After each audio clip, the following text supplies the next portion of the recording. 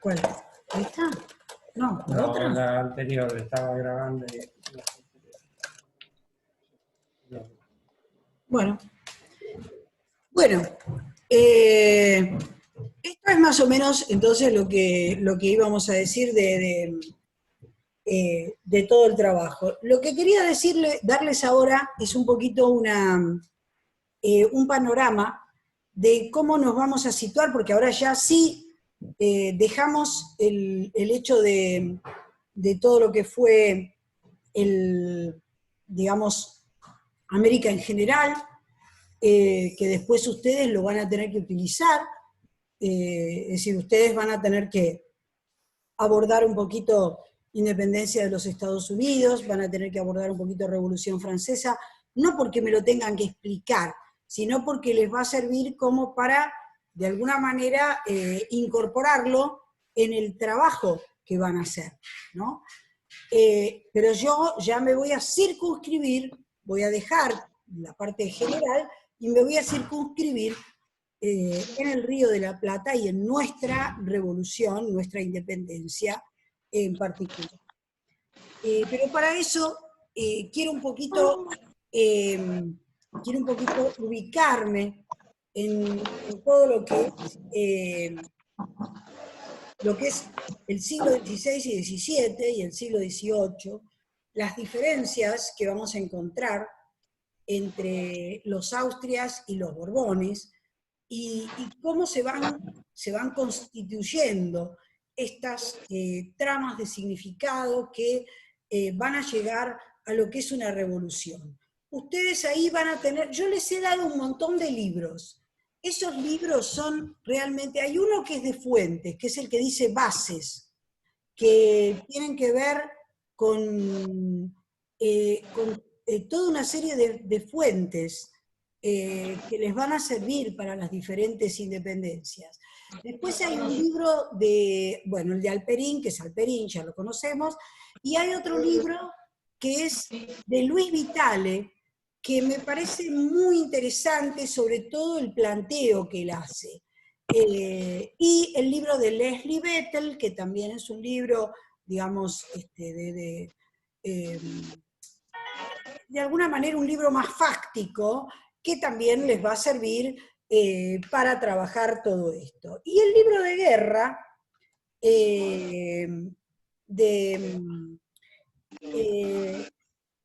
de Xavier Guerra, que es un poquito un libro que hace un análisis más bien de construcciones ideológicas, más bien diríamos nosotros con nuestra terminología, de tramas de significado, de cosmovisiones, ¿no?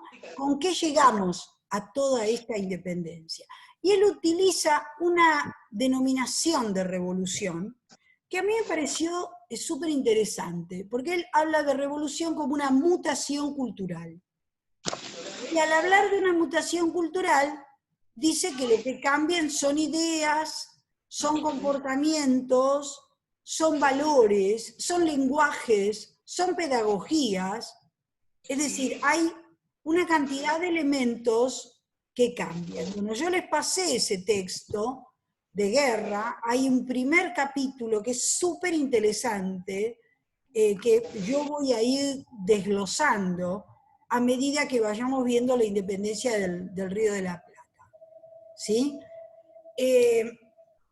¿Cómo llegamos a los reyes que van a construir ese plan sistemático de la conquista y la colonización? La diferencia que hay entre los Austrias y los Borbones tiene que ver con la concepción del poder que tienen cada uno. Es decir, cuando pasamos de la Edad Media a la modernidad, ¿sí?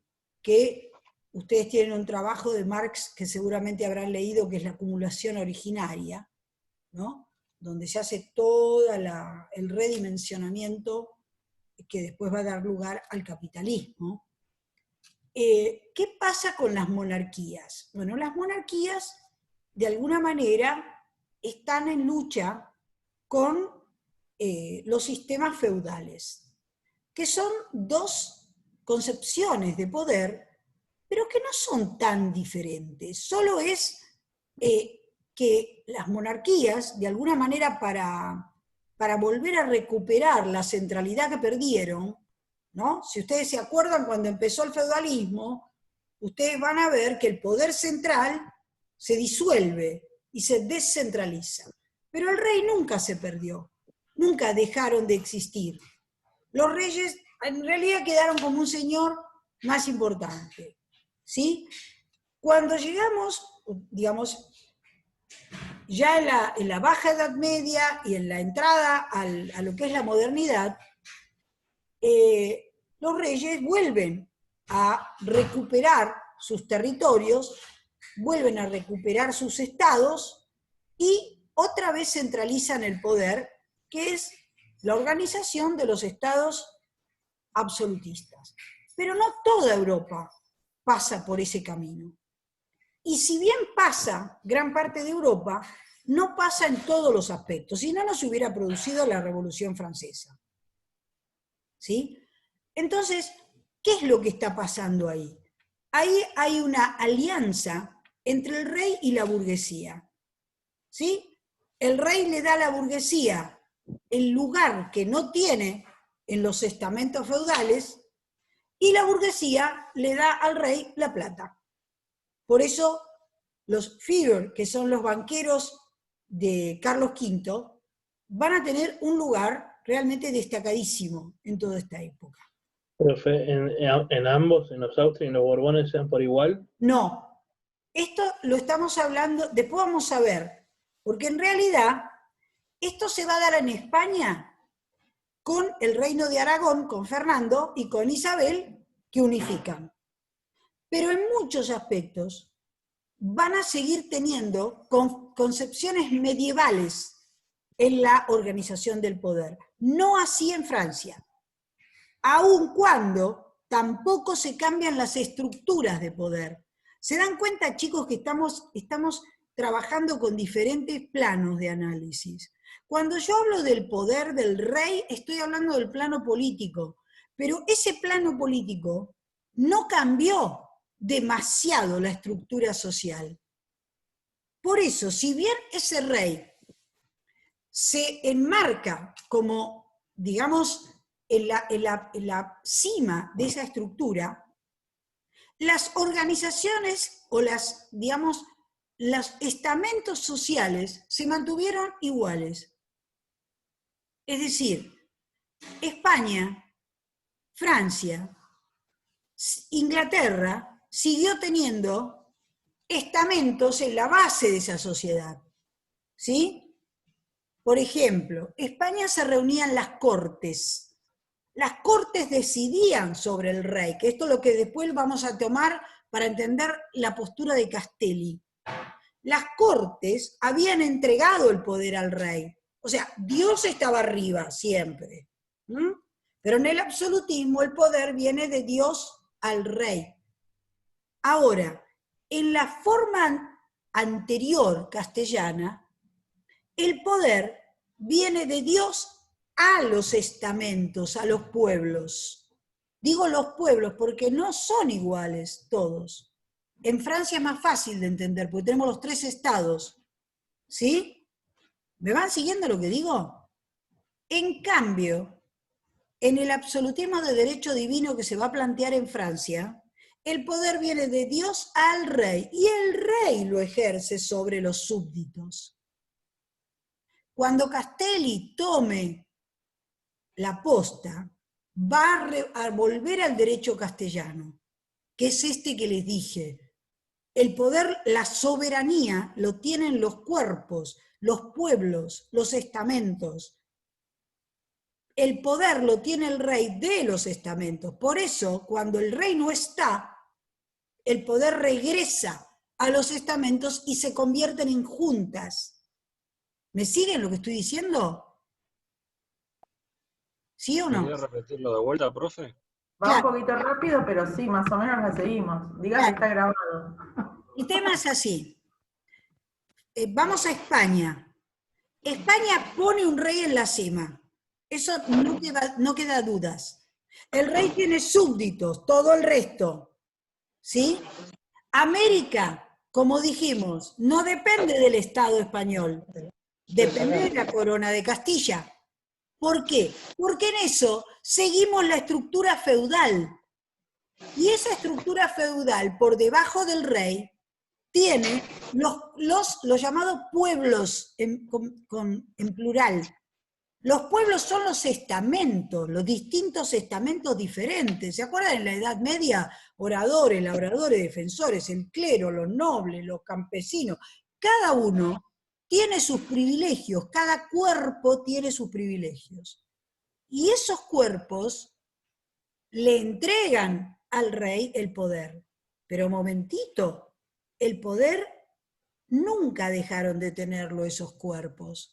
Por eso cuando el rey Fernando no está, se da lo que se va a llamar la doctrina de la retroversión del poder. El poder vuelve a los pueblos. Mariano Moreno se hace el dovolú, porque Mariano Moreno está pensando en el pueblo. Ahora después lo vamos a ver la diferencia.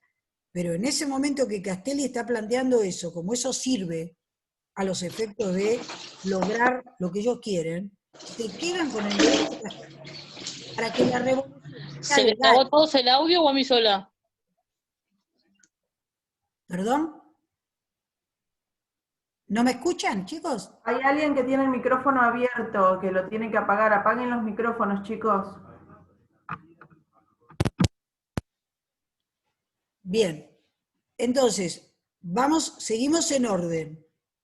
En España, si bien hay un rey que tiene la centralidad, o sea, la cima del poder, el resto de los cuerpos, que van a ser las cortes españolas, van a seguir teniendo poder.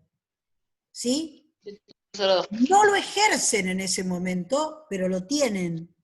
La soberanía está en las cortes. Paso a Inglaterra, pasa lo mismo. ¿Sí? O sea, en Inglaterra, el Parlamento, que también es estamental, sigue teniendo el poder. Después vamos a ver cómo cambia Inglaterra y cómo cambia el resto. Esto es historia moderna, no sé si lo vieron. A lo mejor yo estoy diciendo algo que ya vieron. ¿Lo vieron todo esto? No, profe. No. No, profe. Bueno. Entonces, vamos a Francia. Tenemos España, tenemos Inglaterra, si bien hay un rey, nadie duda del poder del rey, claramente, pero los cuerpos siguieron teniendo poder. ¿Sí? Los pueblos divididos estamentalmente, cuando digo estamento por nacimiento, chicos, ¿sí? Es casta, no clase, siguieron teniendo poder.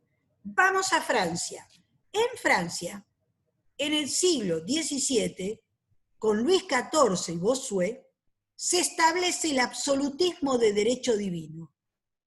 Y cambia, ahí hay una inversión, ¿sí?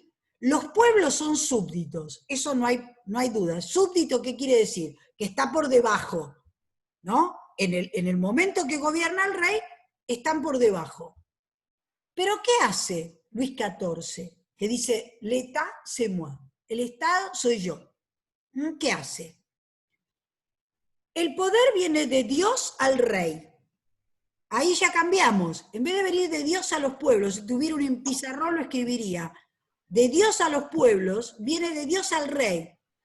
¿Sí? O sea, Dios arriba, el rey abajo, y el rey lo ejerce sobre los pueblos. ¿Sí? Por supuesto, ahí el rey está por encima de los súbditos en toda dimensión. Por eso los puede matar, los puede hacer lo que quiera. Ese es el absolutismo de derecho divino de Francia. ¿Sí? Por eso la revolución en Francia va a ser más drástica. Porque acá estamos cambiando varias cosas. Bueno, cuando vienen los Austrias son Austrias mayores y Austrias menores, siglo XVI y XVII, saben eso, ¿no? Carlos V, Felipe II, Carlos I, Felipe II, Felipe III, Felipe IV, Carlos II. el hechizado. Que sabemos de dónde venía el hechizado. Pobrecito era... que había casado el tío con la sobrina y le había salido un poquito defectuoso. Le mandaron una princesa de Francia para ver si podía, pero le decía, de París a París, y no París a París. Y la mina se fue porque el tipo no, nada. Entonces, esos Austrias tenían un sistema de idea del poder donde no centralizan, sino que al contrario, descentralizan el poder. O sea, el rey siempre está en la cima, pero los cuerpos tienen lugar en los diferentes gobiernos. Esto lleva a que en América los cabildos, que ustedes piensen que el cabildo es una mera municipalidad, ¿sí? Diríamos hoy. El cabildo viene de la palabra concilium, consejo, eran los consejos con C, por eso consejo deliberante va con C. El cabildo, a veces, acá en América, era la única autoridad. Entonces no es casualidad que en las provincias, más que en las ciudades, los poderes conservaran características feudales y señoriales. A la gente medieval no le gusta utilizar la palabra feudal porque el feudalismo es propio de la Edad Media. Digamos señoriales. ¿Sí? ¿Por qué? Porque seguimos estamentalmente gobernados. Y a los Austrias menores no les importa, a los Austrias mayores y menores, no les importa cambiar esto, porque mientras que América les mandara todo lo que necesitaban de metales, la verdad, les importaba 3 cominos cómo se gobernaban acá. Que hicieran lo que quisieran. En definitiva, mientras yo tuviera money, el resto hicieran lo que quisieran. ¿Sí? Pero cuando vienen los Borbones, la cosa cambia. Porque los Borbones, casualmente, la guerra de sucesión termina con el triunfo de Francia. Y le manda un príncipe francés, con la división de los reinos. Pero le manda un príncipe francés, que es el príncipe Borbón, Felipe V. Y los Borbones venían de una tendencia centralista. Entonces cambian toda la administración colonial y acá es donde se empiezan a pudrir todo. Porque no solo van a pedir que los reinos le manden lo que corresponde, sino que se van a meter en la organización de los reinos. Y los van a centralizar en todos los aspectos. Por eso, de 2 virreinatos que teníamos en México y Perú, curiosamente en lugares claramente extractivos, se van a duplicar y se van a crear el virreinato de Nueva Granada en 1717 y el virreinato del Río de la Plata en 1776. Y no solo los virreinatos, sino que los dividen en intendencias. La intendencia era una institución francesa. O sea que la idiosincrasia de los Borbones, que vienen con un absolutismo claro y concreto, empieza a bajar línea desde arriba. Y entonces hay muchas autoridades locales que empiezan a ponerse nerviosas.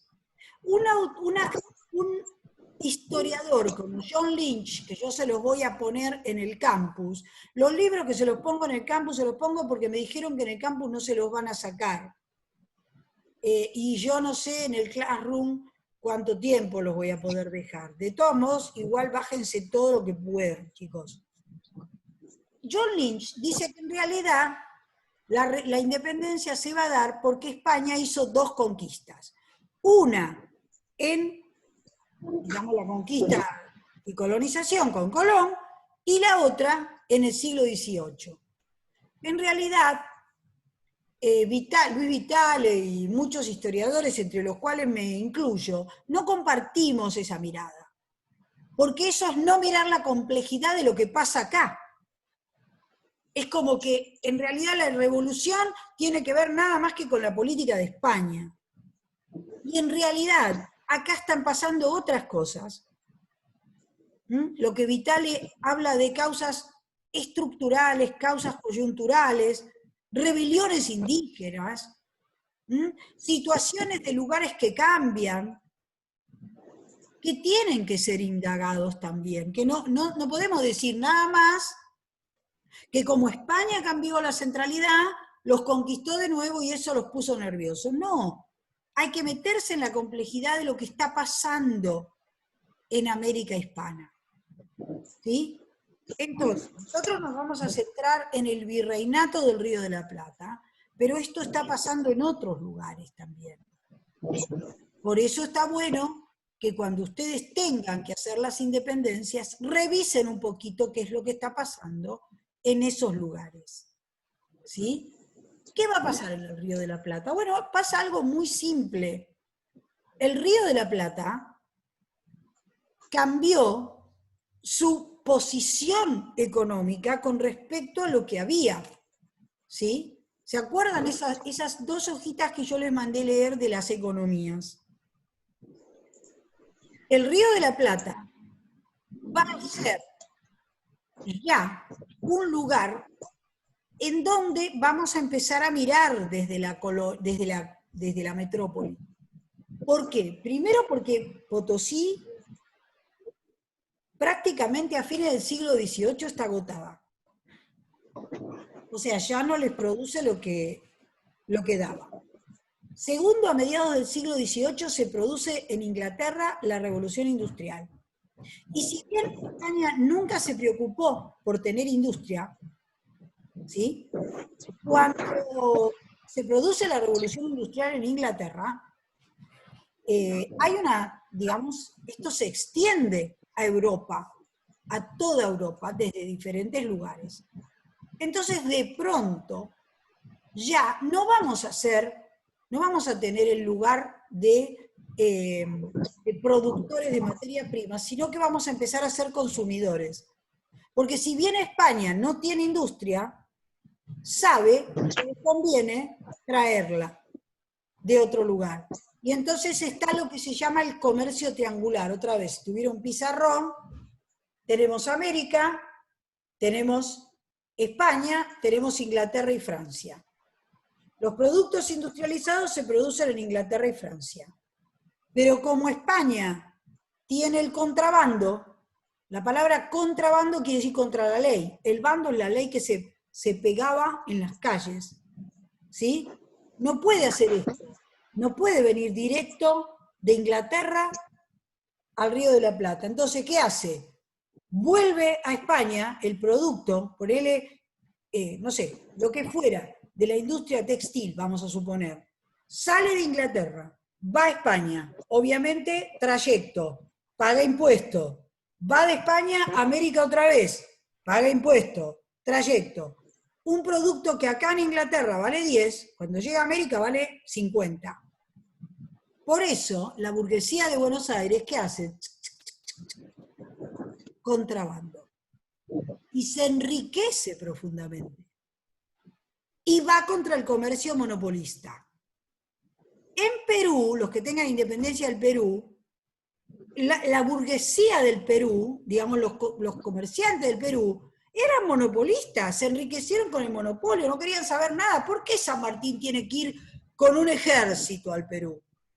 Porque los tipos no querían saber nada con la revolución. Entonces no fue igual la revolución en toda América. Hay que meterse en la complejidad de cada espacio para poder entender lo que está pasando. ¿Sí? Entonces... Como el pueblo peruano iba y venía todos los días. Un día era realista, un día era en pos de la revolución. Claro, exactamente. Exactamente, tiene que ver con todo eso. Tiene que ver con todo eso. Entonces, volvemos. Vienen los Borbones. Centralizan, dijimos. ¿sí? Pero los Borbones también, como no son tontos, se dan cuenta de que no pueden volver a poner el absolutismo que tenía Luis XIV. Ponen lo que ustedes van a encontrar con el nombre de despotismo ilustrado. Ya la palabra se los dice. Despotismo quiere decir que siguen siendo tan absolutistas como lo que eran, desde el manejo de desigualdad y de administración del poder. Pero son ilustrados, ¿qué hacen? Incorporan algunas de las ideas de la ilustración. La palabra ilustración viene de un vocablo alemán que es Aufklärung, que quiere decir aclarar, iluminar. ¿Por qué? Porque los que van a plantear esas nuevas ideas, Voltaire, Rousseau, Montesquieu, consideran que hay un hecho binario entre la oscuridad y la luz. La oscuridad es la ignorancia, la luz es la ilustración, la razón. ¿Sí? Entonces se habla de ilustración. Entonces, ¿qué hacen los españoles junto con María Teresa de Austria, junto con Catalina de Rusia? Esa Catalina no saben lo que era. Lean alguna vez la historia. Súper interesante. ¿Saben lo que le hacían? Porque ¿qué dicen los déspotas ilustrados? Que hay que poblar, hay que generar más población para producir, ¿no? Entonces, hay que educar. ¿Por qué? Y bueno, porque vamos a hacer industrias, la gente tiene que saber cómo se hace, ¿no? Entonces, ¿saben qué les hacía el ministro Potemkin a Catalina? Esto es un chusmerío barato, ¿eh? El ministro Potemkin era, además de ser ministro de Catalina, su amante, entre otros. Entonces, como la mina quería pueblos a lo largo de Rusia, el tipo importaba 3 cominos, hacía una escenografía, en cada lugar donde entraba Catalina, le armaban toda una escenografía de pueblo. Entonces la mina se creía bailaban todos, y se iban, tiki, levantaban, se iban a otro lado. Y la mina estaba creída que tenía toda Rusia llena de poblados, cosa que no existía, ¿no? Bueno, entonces, ¿qué hacen Carlos III, del déspota ilustrado? Trae educación, la Universidad de Charcas, y ahí van a empezar a educarse muchos de los que después vamos a ver, tuvieron que ver en nuestra revolución. Y algunas ideas de la ilustración, no demasiadas. ¿Qué pasó en Inglaterra que la dejé separadita? Inglaterra, si bien hace la llamada gloriosa revolución, que es la de John Locke, pasa digamos, del feudalismo a la modernidad de manera mucho más lenta y hace que el rey deje de ser absolutista. El poder va a pasar al Parlamento con la gloriosa revolución de 1688, pero el Parlamento sigue siendo estamental y la Constitución sigue siendo la antigua Constitución. Y la nación sigue siendo la nación antigua. Acá va a venir una colisión con lo que yo voy a explicar la clase que viene, que es la abstracción que implica la diferencia entre los pueblos y el pueblo de Mariano Moreno, por ejemplo. Porque la Ilustración con la Revolución Francesa trae la idea del ciudadano, no del súbdito, que es igual, ¿sí? Trae la idea del pueblo en abstracto que vota, y trae la idea de una constitución no vieja, anterior, antigua, sino que la nación surge ahora, se funda, es fundacional, con una constitución que tiene que ver con un nuevo pacto social. ¿Sí? Esto lo tendrían que estudiar todo en historia moderna ustedes, chicos, supuestamente. Entonces, termino esta idea. Estas maneras de ver la vida, estas cosmovisiones, estas tramas de significado, van a ser las que van a entrar en juego en todo este proceso de independencia. ¿Sí? Esto es muy importante que lo entendamos, porque si no, no vamos a poder comprender qué pensaba Saavedra, qué pensaba Moreno, de dónde saca esas ideas. Bueno, las saca de acá, de todo esto que está en ebullición en finales del siglo XVIII, donde todo esto va a tener que ver con todo lo que es el proceso de independencia y de revoluciones americanas. ¿Sí?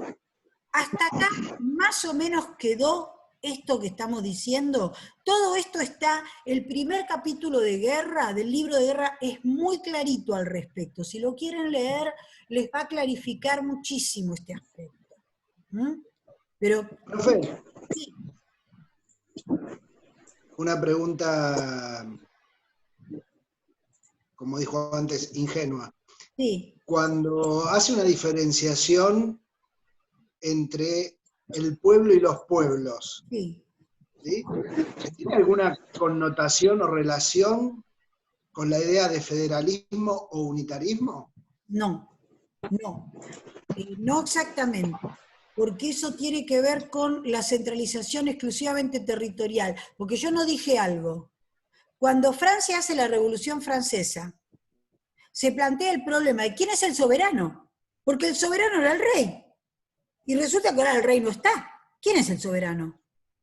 El soberano es el pueblo, dicen, el pueblo en abstracto. Los pueblos son desiguales, son las corporaciones. Es el primer estado con el clero, el segundo estado con la nobleza, el tercer estado con la burguesía, con los labradores, todos desiguales. La Ilustración trae la igualdad. Entonces los ciudadanos son todos iguales, ¿sí? Pero, ¿cómo hacemos? ¿Dónde está el pueblo? El pueblo está en el territorio, entonces el soberano es el territorio.